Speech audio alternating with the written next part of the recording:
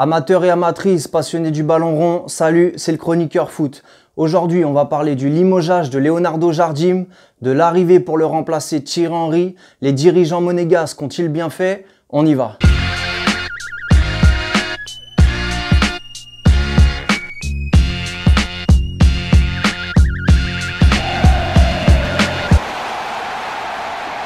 Alors on va déjà revenir sur le parcours monégasque de Leonardo Jardim. Il arrive à Monaco en juin 2014 pour succéder à Claudio Ranieri. Il perd durant l'été les stars de son équipe, James Rodriguez parti au Real Madrid et Falcao parti en prêt à Manchester United. Et dans le sens des arrivées par contre, pour compenser ces deux départs, il a malheureusement pas grand chose à se mettre sous la chico. Les journalistes lui prédisent une année difficile, il commence d'ailleurs très mal la saison, mais son équipe réagit plutôt bien en finissant 3e en championnat et quart de finaliste de la Champions League contre la Juve après avoir éliminé Arsenal en 8e de finale. Donc première saison plutôt réussie. Alors on va pas récapituler ce qui s'est passé saison après saison, moi ça va vite me faire chier et vous ça doit être pareil. Hein?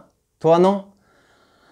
Tu m'emmerdes. Alors ce que je vais maintenant essayer d'expliquer pour qu'on réussisse à mieux comprendre les 4 années de Jardim à Monaco, c'est la politique sportive et économique des dirigeants monégasques. Donc le propriétaire Dimitri Rybolovlov devient propriétaire actionnaire majoritaire en décembre 2011. Et Monaco se trouve à cette période-là en Ligue 2. Ça ne l'empêche pas, durant cette période d'1 an et demi, d'investir entre 40 et 45 millions d'euros. Et un tel investissement pour un club de Ligue 2, c'est du jamais vu. Le but étant de retrouver au plus vite la Ligue 1, ce qu'ils réussissent à faire à l'été 2013. Et durant ce mercato, ils font péter le champagne, ils éclatent le budget, ils investissent pour 150 millions d'euros. Et c'est à ce moment-là qu'ils recrutent James Rodriguez et Falcao qui partiront 1 an après. Donc en l'espace de 2 ans, ils ont dépensé pas loin de 200 millions d'euros et n'ont rentré dans leur caisse sur la vente des joueurs que 8 millions d'euros. Donc on peut pas dire que Dimitri les regardait à la dépense, on a connu pire comme pince. Et le problème c'est qu'1 an après, ça se corse financièrement. Dimitri est en plein divorce, il y a le tribunal chargé de l'affaire qui statue en faveur de sa femme pour qu'elle obtienne la moitié de sa fortune, c'est-à-dire 3 milliards 300 millions d'euros. Et là, sur ce coup-là, sa femme, elle lui a fait un petit tour de magie là, et c'est pas un lapin qu'elle lui a sorti du chapeau. Il a tourné la tête 5 minutes, il y avait la moitié de sa fortune qui avait disparu. Et là, je te cache pas que notre ami Dimitri, il a rangé la CB et il a commencé à se dire qu'il fallait qu'il fasse rentrer un peu d'oseille. Et moi, quand je me mets 5 minutes à sa place, alors bien sûr, sans les milliards, je peux comprendre qu'il ait changé son fusil d'épaule concernant la politique économique du club. Imagine que tu t'apprêtes à faire une petite après-midi shopping et qu'au moment de détaler, tu jettes un coup d'œil rapide à ce que tu as sur ton compte, comme ça. Et que tu te rendes compte par je ne sais quel tour de passe-passe qu'on t'a prélevé la moitié de ce qui te restait. Crois-moi que tu auras plus envie à ce moment précis d'aller vendre 2-3 conneries sur le bon coin pour enflouer les caisses plutôt que d'aller faire le beau avec ta CB. Et c'est bien normal, ça fera de toi quelqu'un de réfléchi ayant la cabessa sur les épaules, comme Dimitri. Avec une fortune estimée à 7 milliards d'euros, je pense pas que ça soit le dernier des crétins. Et sa fortune, il a pas dû la gagner en grattant à banco. Qu'est-ce qu'il y a? Toi, tu t'en bats les couilles, tu crames tout l'oseille. Ouais, mais toi, tu vas mal finir, toi. Faut que je parle à ta maman. Entre la réaction que tu as eue pour la dernière vidéo vis-à-vis des singes et tes futurs soucis financiers, ah, démerde-toi. Alors pour en revenir à Leonardo Jardim, lui quand il est arrivé, on lui a tout de suite fait comprendre que le carnet de chèques il était planqué et qu'il allait devoir miser sur des jeunes joueurs en devenir, plus que sur des stars internationales, et je trouve qu'il s'en est pas trop mal sorti. Alors en termes d'effectifs, ce qu'il avait à disposition, c'était loin d'être dégueulasse, mais encore faut-il bien les faire jouer et réussir à tirer le meilleur de son groupe et de ses joueurs. Et tous les ans, il réussissait à obtenir des résultats satisfaisants en réunissant sur le terrain jeunes joueurs en devenir et joueurs plus expérimentés. Et à chaque mercato, il s'est vu contraint de laisser partir ses meilleurs jeunes, certains devenus des cadres, pour renflouer les caisses du club. Il faut bien comprendre que ces joueurs, avant Jardim, n'avaient pas le succès et démontré ce qu'ils ont pu démontrer sur le terrain et ce qui leur a permis par la suite d'être vendus une petite fortune. D'ailleurs, certains ont rencontré ou rencontrent encore des difficultés maintenant qu'ils ne sont plus entraînés par Jardim. Alors à ça, il faut rajouter bien sûr que quand tu passes de Monaco à un autre club européen, le contexte n'est pas le même. C'est sûr qu'au stade Louis II, quand tu loupes un contrôle, la pression des supporters,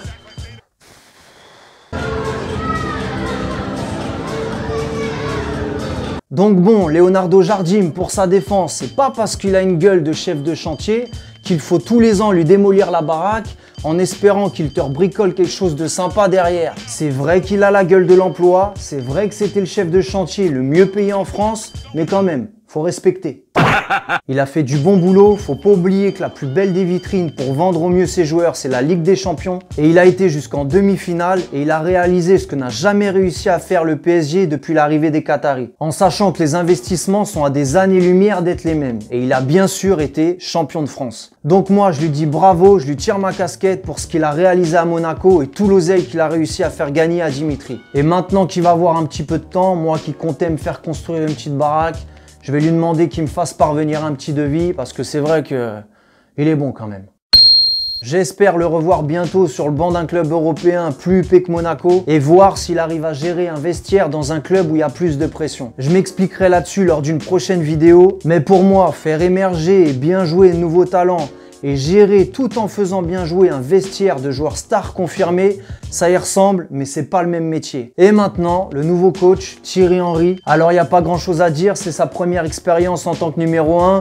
Et il a été entraîneur adjoint de la sélection belge, ouais, ok. Monaco, pour lui, encore une fois, grâce au contexte, c'est loin d'être un mauvais choix. Il devrait avoir du temps pour travailler. Maintenant, il faut comprendre qu'il repart à zéro avec un effectif moins bien fourni que les années précédentes. Il va quand même profiter du retour des blessés, ce qui handicapait Jardim sur ce début de saison. Donc, faudra pas non plus crier au génie s'il obtient de meilleurs résultats dans les semaines à venir. Il va bénéficier de l'aura qu'il avait en tant que joueur, ça va booster l'équipe et les petits jeunes. Mais s'il ne propose rien en termes de fond de jeu et qu'il s'avère qu'il est limité tactiquement et qu'il n'arrive pas à faire progresser les jeunes comme a pu le faire avant lui Jardim, son aura, elle va très vite s'estomper. Donc nous, on attend tous avec impatience ces premiers matchs pour pouvoir analyser tout ça. Voilà, on en a fini avec la principauté. Je me lasserai jamais de le dire. Merci pour le soutien. La prochaine vidéo, ça sera un nouveau format en 2 parties, à moins qu'il se passe quelque chose d'extraordinaire. Et là, je serai obligé d'intervenir. En attendant, mes salles sportifs, les chroniques salles foot, on continue d'en parler, on continue de partager. Comme d'habitude, on lâche rien. La seule chose que vous pouvez vous permettre de lâcher, vous le savez déjà, vos tablettes, vos PC, vos portables,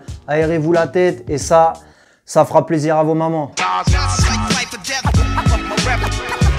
poetry's deep, I never felt. Not like